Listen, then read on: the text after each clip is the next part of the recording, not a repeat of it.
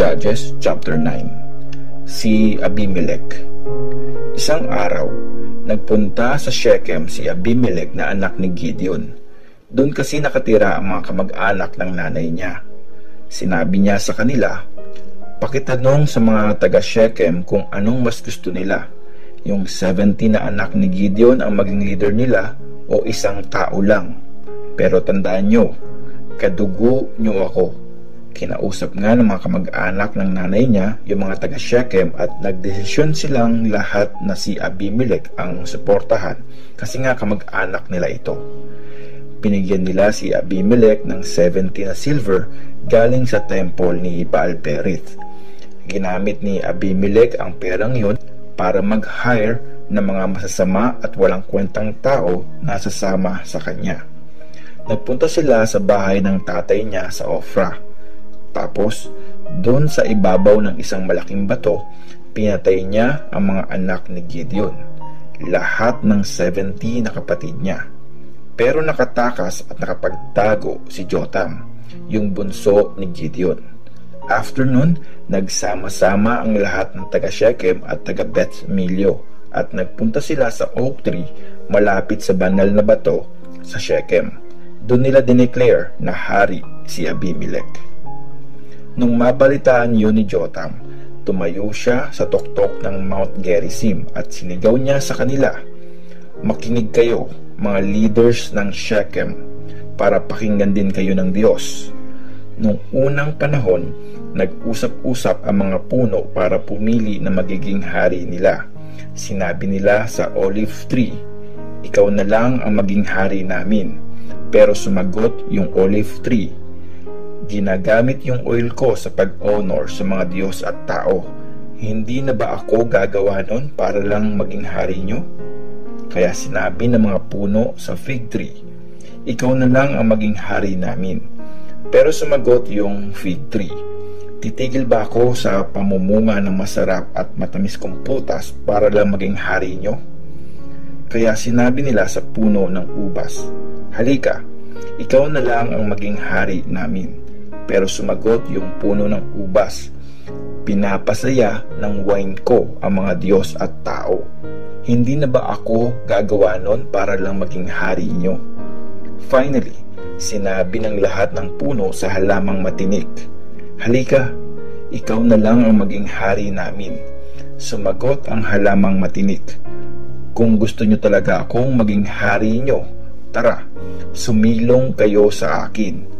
Pero kung ayaw nyo, paaapuyin ko ang mga sanga ko at susunugin ko ang mga puno ng cedar sa Lebanon."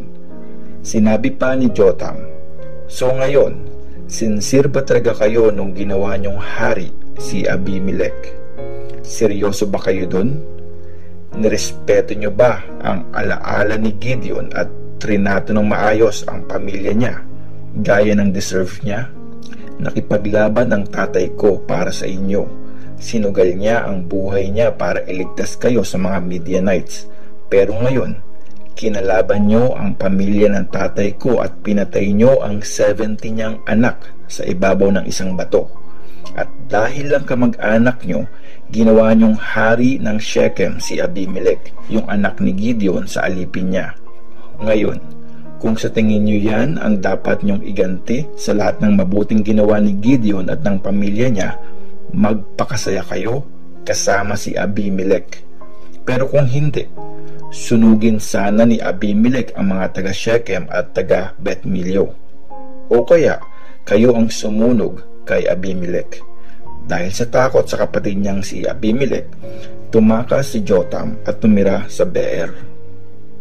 Namuno si Abimelech sa Israel ng 3 years. Tapos, pinag-away ng Diyos si Abimelech at ang mga taga Shechem, kaya nagrebelde sila sa kanya. Nangyari ito para parusahan si Abimelech at yung mga sumulsul sa kanya na patayin ang 70 na anak ni Gideon. Naglagay ang mga taga Shechem ng mga tauhan sa tuktok ng bundok para abangan si Abimelech. Tapos, ninakawan nila ang lahat ng mga dumadaan doon. Nabalitaan yon ni Abimelech. Isang araw, dumating sa Shechem si Gaal na anak ni Ebed kasama ang mga kapatid niya. Nakuha niya ang tiwala ng mga taga roon. Minsan, nagpunta ang mga taga Shechem sa ubasan. Namitas sila ng grapes at ginawa nila yung wine. Nag-celebrate talaga sila.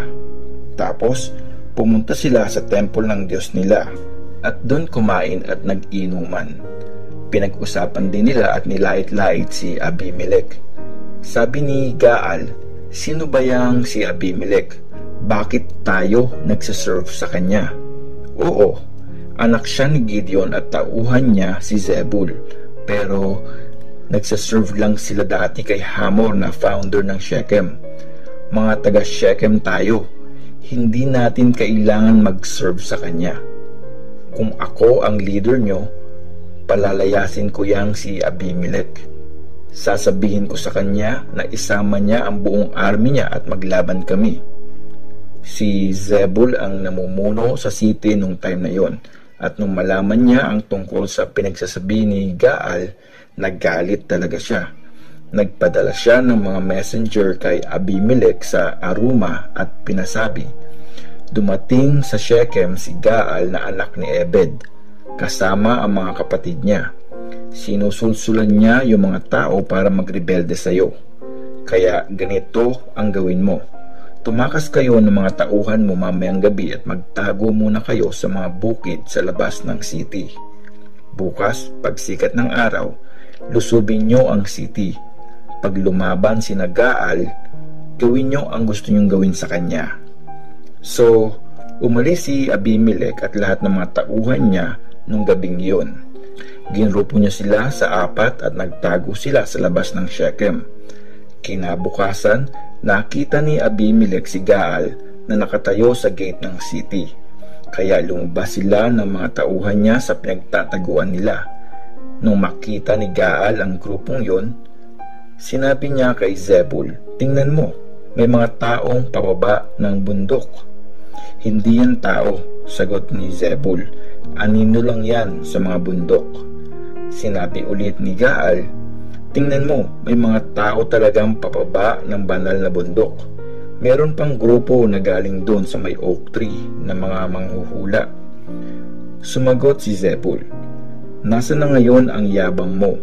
Di ba tinatanong mo kung sino si Abimelech at bakit kami nagsaserve sa kanya? Ayan na yung mga taong nilalait-lait mo. Sugurin mo na, kalabanin mo." Kaya nilid ni Gaal ang mga taga Shechem at nilabanan nila sina Abimelech. Natalo siya ni Abimelech kaya napilitan siyang tumakas. Marami sa mga tauhan ni Gaal ang namatay at nagkalat ang mga bangkay nila hanggang sa gate ng city. Tapos tumira si Abimelech sa Aruma. Pinalayas naman ni Zebul si Gaal at ang mga kapatid niya para hindi na sila mag-stay sa Shechem. Kinabukasan, nalaman ni Abimelech na pupunta sa bukid ang mga taga Shechem, kaya hinati niya sa 3 grupo ang mga tauhan niya. Nagtago sila sa mga bukid at nag-abang. Pagkakita sa mga taong palabas ng city, sumugod sila at pinatay ang mga ito. Nagpunta agad yung grupo ni Abimelech sa gate ng city para magbantay. Tapos, sumugod naman sa bukid yung 2 pang grupo at pinatay ang lahat ng nandun. Buong araw nilabanan ni Abimelech ang mga taga Shechem. Sinakop niya yung city at pinatay ang mga tao doon. Winasak niya yon at sinabuyan ng asin ang lupa. Nung mabalitaan yon ng mga leaders na nasa tower ng Shechem, nagtago sila sa kuta ng temple ni Baal-berith. Nalaman yon ni Abimelech, kaya umakyat sila ng mga tauhan niya sa Mount Zalmon. Pagdating doon, kumuha siya ng palakol. Pumutol ng malaking sanga ng puno at pinasan yon sa balikat niya. Tapos, inutos niya sa mga tauhan niya, "Bilisan nyo, gawin nyo rin itong ginawa ko." Pumutol nga sila ng sanga ng puno, tapos sumunod sila kay Abimelech. Pinagpatong-patong ang mga sanga sa ibaba ng kuta. Sinunog nila yung kuta kaya namatay lahat ng taong nasa loob nun, mga 1,000 na lalaki at babae. Tapos Pumunta sina Abimelech sa Tebes. Pinalibutan at sinakop nila yung city. Pero may matibay na tower sa city at dun tumakbo ang lahat ng tao, pati yung mga leaders nila. Nilak nila yung tower saka sila umakyat sa bubong. Pagdating doon ni Abimelech, lumapit siya sa pinto para sunugin din ang tower na yon. Pero may isang babaeng naghagis ng batong gilingan sa ulo ni Abimelech kaya nabasag yung bungo niya. Tinawag agad ni Abimelech yung binatang tagabitbit ng mga sandata niya at sinabi, "Bunutin mo ang espada mo at patayin mo ako. Ayokong sabihin ng mga tao na isang babae ang pumatay sa akin." Sinaksak nga siya ng tauhan niya at namatay siya. Nung makita ng mga Israelites na patay na si Abimelech, nagsiuwian na sila.